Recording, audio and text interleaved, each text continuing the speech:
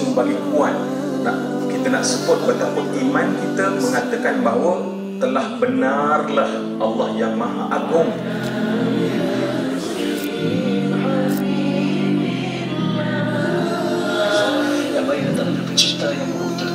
yang dicipta. Aku hadza wa astaghfirullah al-azim li wa lakum.